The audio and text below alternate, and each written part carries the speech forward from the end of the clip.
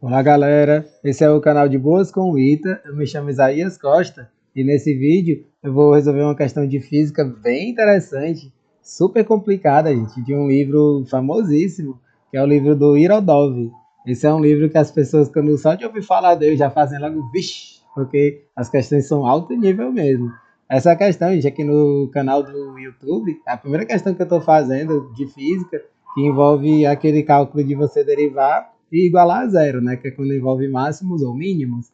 Inclusive, teve até uma pessoa que comentou pedindo que eu resolvesse alguma questão dessa natureza, e cá estou eu aqui, ó, fazendo a primeira, que espero que seja a primeira de muitas pela frente, que você precisa derivar e igualar a zero.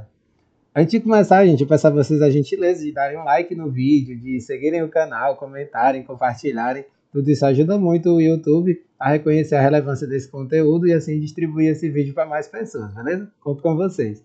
Essa questão ela é bem direta ao ponto, gente. Ela não tem rodeios. Ela diz o seguinte: um pequeno corpo A começa a deslizar desde o vértice de um plano inclinado de base L e o coeficiente de atrito entre o corpo e a superfície vale K. Ele quer saber qual é o valor do ângulo alfa que torna o tempo de deslizamento mínimo.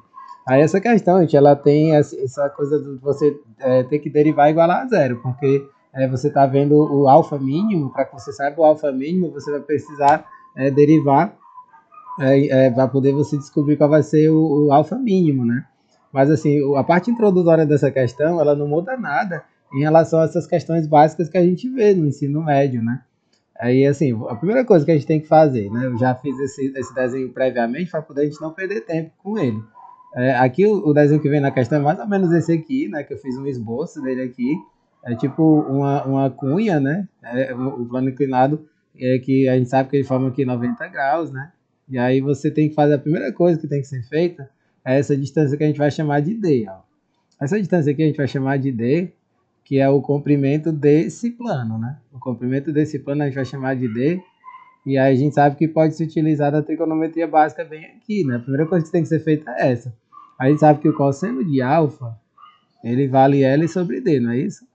Aí eu posso escrever simplesmente o D como sendo L sobre cosseno, mas o L sobre cosseno é L secante, né? A primeira coisa a ser feita é essa, a gente vai escrever o D como sendo L secante de alfa, certo?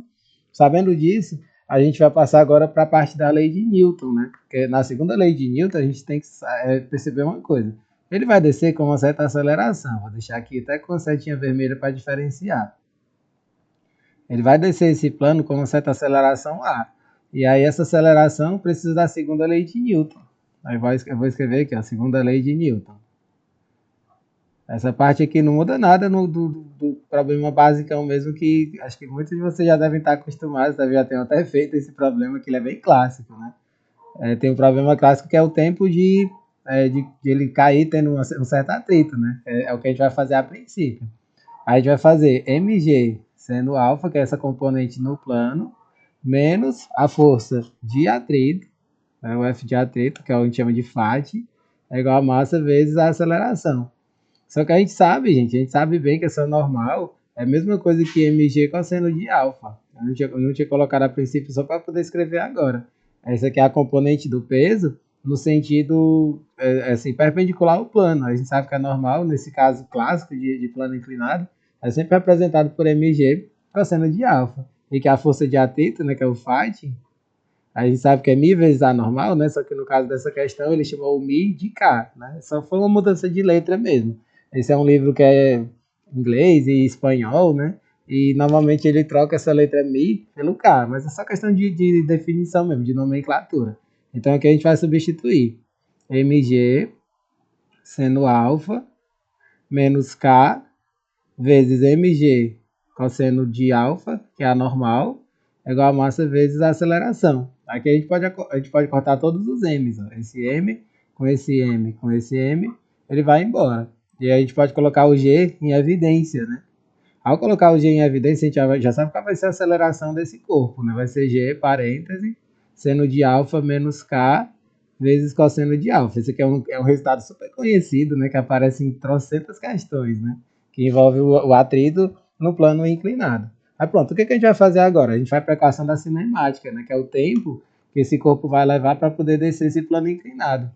Aí eu vou colocar aqui, né, no sentido do plano inclinado agora. A gente vai pegar aqui o plano inclinado e a gente vai trabalhar com aquela famosa equação do sorvetão, né? Que todo mundo conhece como sendo o sorvetão. É S zero mais V0t mais TA vezes t ao quadrado. É isso que a gente vai ter aqui, ó. No plano inclinado a gente tem o S0 mais V0t mais A vezes t ao quadrado sobre 2. Aí quem sabe bem, gente, que esse S menos S0, quando passa o S0 para o outro lado, é o próprio D, né? Então aqui a gente vai fazer isso. E essa velocidade inicial, ele parte do repouso, a gente sabe que ela vale zero. Então a gente vai ficar com uma expressão bem enxuta, que é o D igual a vezes t ao quadrado sobre 2. Aqui a gente isolando o t, né, já vou fazer direto esse cálculo, ele vai ficar raiz de 2D sobre A. Mas a gente já sabe bem quem é D e quem é A, gente. Todos os dois a gente pode substituir. Ó. O D a gente vai substituir e o A a gente vai substituir também. Ao substituir vai ficar uma expressãozinha meio feia, gente. Mas é essa coisa, Irodov, né? Gente? Irodov não era para esperar menos do que isso, né? Ó, o D, eu já estava fazendo errado aqui. Essa parte de cima é o L secante, né? Em cima vai ficar o D que é o L secante de alfa. E embaixo ele vai ficar o A é essa expressão que a gente calculou pela lei de Newton, né? G seno de alfa menos K cosseno de alfa. Fecha parênteses. Aí fica essa expressão zona aqui, né? A expressão do tempo, né? Só que aqui, gente, a gente pode fazer uma simplificação, né? Nela, que a gente sabe que o secante não é um sobre cosseno. Então eu vou fazer umas manipulações aqui para quando a gente for fazer a derivada dessa expressão aqui, em relação ao alfa, né? O objetivo principal dessa questão é você derivar em relação a alfa. Vai ficar 2L, esse 1 sobre, o secante é 1 sobre cosseno, então vai ficar G. Aí você vai ter dentro do parênteses, ó, seno alfa vezes cosseno de alfa menos K vezes o cosseno ao quadrado de alfa. Porque o cosseno ele passou para baixo, não é isso? Aí a gente desenvolve aqui essa raiz e continua embaixo. Aqui eu vou fazer uma manipulação super importante para poder resolver essa questão. Que é esse seno, cosseno, eu posso multiplicar e dividir por 2, né, para poder aparecer uma expressão super conhecida, que é o seno de 2 alfa. Eu vou fazer até de vermelho, para que você saiba que isso aqui é uma manipulação algébrica, que é muito comum em várias dessas questões. 2 seno alfa cosseno de alfa sobre 2. Eu estou deixando até de vermelho para você saber que isso daqui se trata de uma manipulação algébrica bem importante. Que no Irodov é só o que aparece. A gente tem várias questões de Irodov que você precisa fazer essa manipulação algébrica. Eu fecho parêntese. Aí agora eu vou escrever aqui o numerador por último, né? Para poder ele ficar bem bonitinho, né? Calma, eu sei que essa expressão é meio feia, mas eu prometo para vocês que isso daqui vai ficar bem mais simples quando a gente for fazer a derivada, né? O t é igual a isso daqui, a gente sabe que o 2 seno alfa cosseno alfa, eu vou até colocar aqui um OBS aqui em cima, né? Um OBS para poder a gente só relembrar isso, né? Que 2 seno alfa cosseno alfa é a mesma coisa que seno de 2 alfa. Né? Isso aqui a gente sabe que é da trigonometria básica, né? A trigonometria básica a gente tem que saber disso, né? Espero que todos vocês aqui estejam bem afiados nisso. Aí essa expressão ela vai ficar raiz de G embaixo, né? Vezes seno de 2 alfa sobre 2 menos K vezes o cosseno ao quadrado de alfa. Né? Que eu tinha feito uma troca de letras, agora que eu percebi. Aqui é um alfa, cosseno ao quadrado de alfa. Aí isso aqui em cima vai ficar 2L. Pronto, finalmente a gente chegou na expressão mais enxuta, né, para esse T. Eu sei que é uma expressão meio feia, né, mas é isso, gente. O Irodov é dessa maneira mesmo. Sejam bem-vindos à física de alto nível, né. Aí aqui o que, que a gente vai fazer, né? Só fechar aqui esse parêntese, né. O que, que a gente vai fazer agora? Para poder a gente saber o alfa mínimo, o que, que a gente tem que fazer? A gente tem que derivar e igualar a zero, né? O tempo de deslizamento mínimo, né? Para saber o tempo mínimo, né? O t mínimo, é só derivar t em relação a alfa e igualar a zero. Porque se trata de máximos e mínimos, né? Igualar a zero. Beleza? Aí pronto, é o que a gente vai fazer agora. A gente vai fazer o cálculo dessa derivada, gente. E aí o que que acontece? Na hora de você derivar, você não precisa fazer a derivada dessa expressão zona toda, né? Porque o que nos interessa está dentro do parêntese. Aí é isso que é uma coisa fundamental dessa questão. Basta fazer no parêntese, né?